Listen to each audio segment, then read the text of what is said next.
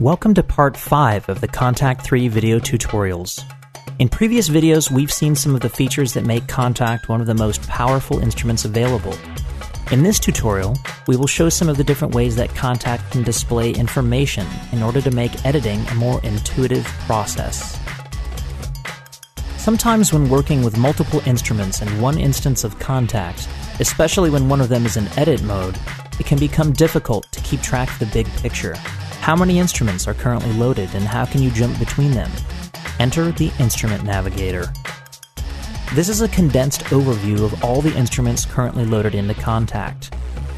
By selecting each one by name, you can not only jump between different instruments in the Kontakt rack, but you can do so without leaving edit mode. Kontakt will even try to keep the same sections of each instrument visible so that you can compare similar parameters in different instruments. If you click once on an instrument that's already selected, it will take the instrument out of edit mode altogether. By the way, the Instrument Navigator stays visible even if you switch between the File, Database, or Monitor tab. Speaking of the Monitor tab, this is one of Kontakt 3's most handy new features. When engaged in serious editing, the relationship between sample groups, zones, and individual modules' parameters can sometimes become unclear. The monitor makes this easier by providing you an abstract overview of all these different components at once.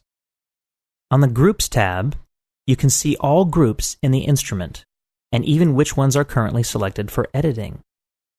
You can also directly change the edit status of various groups by selecting them, and can even change the names of groups by double-clicking on them and typing a new name.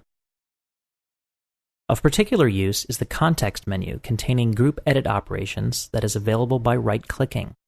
It is in fact the same Context menu available within the group editor itself. To help with extremely complex instruments, the list of groups can be filtered based on search criteria. All these features keep you from having to enter the group editor for common edit operations. The Zones tab works in a similar way.